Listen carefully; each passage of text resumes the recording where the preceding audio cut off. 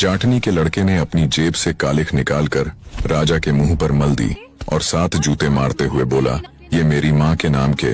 और एक बार फिर से एक के बाद एक करके 7 जूते दोबारा राजा को जड़ दिए और बोला, ये मेरे नाम के। इस प्रकार अच्छे से अपना बदला लेने के बाद जाटनी का लड़का राजा को उसी हालत में छोड़ वहाँ से 9-2-11 हो गया। बेचारे राजा की बड़ी दुर्दशा हुई। सुबह हुई तो लोगों ने उन्हें काठ में से निकाला। अब तक राजा भी 2.5 छैल का कायल हो चुका था, पर एक बात राजा को अंदर ही अंदर खाए जा रही थी। वो सोच रहा था कि मैं तो उस लड़के को जानता तक नहीं, फिर उसने जूते मारते हुए ये क्यों कहा कि 7 मेरी माँ के नाम के और 7 मेरे नाम के। अगले दिन राजा ने पूरे नगर में घोषणा करवा दी कि 2.5 छैल के सभी गुनाह माफ हैं। वह दरबार में हाजिर हो। राजा साहब उसे भरपूर इनाम नवाजने के लिए बेकरार है।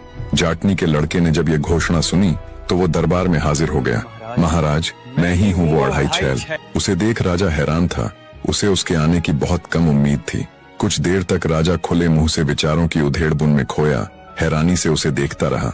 फिर जब राजा ने उससे जूते मारने का कारण पूछा तो उसने शुरू से लेकर अब तक का सारा वृतांत राजा के सामने कह सुनाया। तब राजा बोला, उसे तो मैंने बीच विवाह ही छोड़ दिया था, फिर वो मेरी पत्नी और तुम मेरे बेटे कैसे हुए? जाटनी का लड़का बोला, महाराज, जब आपने फेरों के बीच बेहोश होने का नाटक किया था, उसी क्षण पहले से ही चौकन्नी मेरी माँ ने आपकी कटार निकाल ली थी। आपके जाने के बाद बस आपकी उस कटार के साथ ही उन्होंने बाकी बचे हुए फेरों को पूरा कर विवाह संपूर्ण किया। और रही मेरे पैदा होने की बात, तो मेरे जन्म की कहानी आपकी ये अंगूठी बयां करेगी।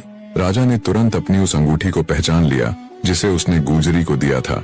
राजा जाटनी को आदर सहित अपने राज्य में बुलवा लेता है और जाटनी वो उसके लड़के से अपने किए के लिए माफी मांगता है। राजा ने 2.5 छैल को अपना बेटा मान उसे युवराज घोषित कर दिया और जाटनी को अपनी पट रानी बना लिया।